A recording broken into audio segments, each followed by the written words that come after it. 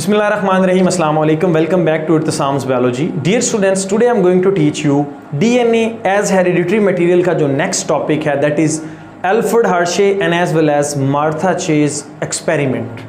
Dear students, इससे previous lecture के अंदर हमने ग्रिफ्थ का जो experiment था and as well as Colin MacLeod का एक्सपेरिमेंट था जिसमें उन्होंने प्रूव किया कि डीएनए ही हेरिडिटरी मटेरियल है। तो आप ऐसे समझ लें कि उसी काम की क्या है, एक्सटेंशन है। इसके अंदर Alfred Hershey and Martha chase ने क्या किया, दो चीज़ों का इस्तेमाल किया, एक आपके पास बैक्टीरिया का एंड एज वेल एज एक वायरस का।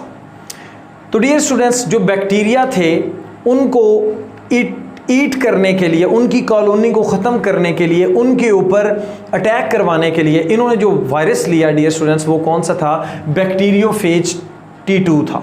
तो बैक्टीरिया के लिए फेज मीन ईटिंग, तो बैक्टीरिया ईटिंग ये क्या था, वायरस था। इसका काम क्या होता है, अगर इसको बैक्टीरियल कॉलोनी के अंदर रख दिया जाए तो ये क्या करता है डियर स्टूडेंट्स, उस कॉलोनी को आहिस्ता आहिस्ता ख़त्म कर देता है। अब इन्होंने क्या किया, इन्होंने दो डिफरेंट मीडियम प्रोवाइड किए इस वायरस की ग्रोथ के लिए। यहाँ से आपने एक्सपेरिमेंट ध्यान से सुनना है तभी समझ आएगी। डियर स्टूडेंट्स, एक तो इन्होंने क्या किया, एक मीडियम ऐसा लिया जिसमें सल्फर जो थी उसका रेडियो एक्टिव आइसोटोप यूज़ किया, और वो कौन सा था, S35 यूज़ किया। अब आपको पता होना चाहिए कि जो प्रोटीन होती है बेसिकली वो किस से मिलकर बनी होती है, प्रोटीन अमाइनो एसिड से मिलकर बनी हुई होती है। अब इसमें सल्फर इनकॉर्पोरेट करवाने का या रेडियो एक्टिव आइसोटोप यूज़ करने का फ़ायदा क्या था कि ये जो अमाइनो एसिड हैं, जिस जैसा कि आपके पास सल्फर कंटेनिंग अमाइनो एसिड होता है, मैथ्यूनिन है, ये इनकॉर्पोरेट हो जाए, ये सल्फर 35 कहाँ पे इनकॉर्पोरेट हो जाए, इसके प्रोटीन के कोट के अंदर, जैसा कि ये आप देख रहे हैं। बाकी ये सारे का सारा वायरस जो है डियर स्टूडेंट्स, इसका जो डीएनए उसको कुछ नहीं है, इसमें जहाँ जहाँ पर भी प्रोटीन होगी, लाइक आपको पता है कि वायरस में जो प्रोटीन होती है उसके कैप्सिड में होती है। तो यहाँ पर ये जो आपके पास है कैप्सिड, इसके अंदर प्रोटीन जो बनी है उसके अंदर लेबल्ड है रेडियो एक्टिवली कौन सी चीज़, सल्फर 35, जिसको आप किससे देख सकते हैं, एक्सरे क्रिस्टलोग्राफी की हेल्प से जो है वो डियर स्टूडेंट्स देख सकते हैं। अब दूसरा इन्होंने क्या किया, दूसरा जो मीडियम था उसके अंदर इन्होंने क्या किया, फास्फोरस को यूज़ किया। अब ये जो फास्फोरस है इसका रेडियो एक्टिव आइसोटोप जो था उसी तरह से को क्या करता था, इमिट करता था, जिससे पता चल जाता था डियर स्टूडेंट्स कि आपके पास जो फास्फोरस है वो कहाँ पर है, एंड एज वेल एज जो सल्फर है वो कहाँ पर है। ध्यान से सुनना है आप लोगों ने, जब इस मीडियम के अंदर इसको ग्रो करवाया गया, यानी कि ऐसा मीडियम जिसमें बैक्टीरिया ऐसे यूज़ किए गए जिसमें क्या था, फास्फोरस 32 थी और यहाँ पर सल्फर 35 थी। तो जब इन्होंने अपनी असेंबली करवाई तो इनका जो डीएनए था, क्योंकि फास्फोरस जो है बेसिकली वो डीएनए के अंदर होती है, आपको पता है डीएनए के अंदर एक शुगर होती है, दूसरा नाइट्रोजनस बेसिस होती है और तीसरा H3PO4 फास्फोरिक एसिड होता है। तो ये जो फास्फेट थी ये वाली डियर स्टूडेंट्स, ये रेडियो एक्टिवली आइसोटोप थी, लेबल्ड थी। तो इसके डीएनए के अंदर कौन सी चली गई, P32 इनकॉर्पोरेट हो गई। अब इससे क्या हो गया, इसकी प्रोटीन लेबल हो चुकी है, अब इसका क्या हो चुका है, डीएनए लेबल हो चुका है। जब डियर स्टूडेंट्स इन्होंने क्या किया, इन दोनों को, अगर मैं बात करता हूं पहले वाले की जिसको मैं रेड से ड्रा कर रहा हूं, ये बैक्टीरियोफेज, इसको अलाउ किया किसके ऊपर, कि ये बैक्टीरिया के ऊपर आके क्या करे, अटैक करे। तो ये जो आपके पास आपको नज़र आ रहा है ये बैक्टीरियोफेज, जब इसने बैक्टीरियल कॉलोनी पे अटैक किया, ये कोई एक नहीं था, यहाँ पर मल्टीपल थे, जिसको मैं ऐसे शो कर देता हूँ। ये मल्टीपल क्या थे डियर स्टूडेंट्स, वायरसेस थे। ये बिल्कुल ये जो मैंने सर्कल लगाए इसकी शेप के ही थे। इन्होंने यहाँ पर क्या किया, अटैक किया। तो डियर स्टूडेंट्स, जब इस पर ये अटैक करते हैं तो आपको पता है कि वायरस क्या करता है, अपना डीएनए इनसाइड द बैक्टीरिया क्या कर देता है, डाल देता है सिरिंज की हेल्प से, ये अपनी टेल को यूज़ करते हुए, और टेल के नीचे base plate and as well as अपने ये जो टेल फाइबर हैं इनको यूज़ करते हुए, और इंजाइम लाइसोजाइम्स को यूटिलाइज़ करते हुए, और एक एटीपी का मॉलिक्यूल इसके अंदर होता है इसकी टेल के अंदर, उसको यूटिलाइज़ करते हुए ये क्या करते हैं, अपने डीएनए को इंजेक्ट कर देते हैं। बैक्टीरिया के अंदर। अब डियर स्टूडेंट्स, ये जो वायरल डीएनए है ये क्या करता है, बैक्टीरियल डीएनए के साथ क्या कर देगा, इनकॉर्पोरेट कर देगा, और बहुत सारे नए वायरसेस जो हैं वो क्या करते हैं, इससे बन जाते हैं। मैं आपको दिखा देता हूं इससे क्या हुआ, बहुत सारे नए वायरसेस बन गए, विरियन जो हैं वो आपके पास इनसाइड द बैक्टीरिया आए।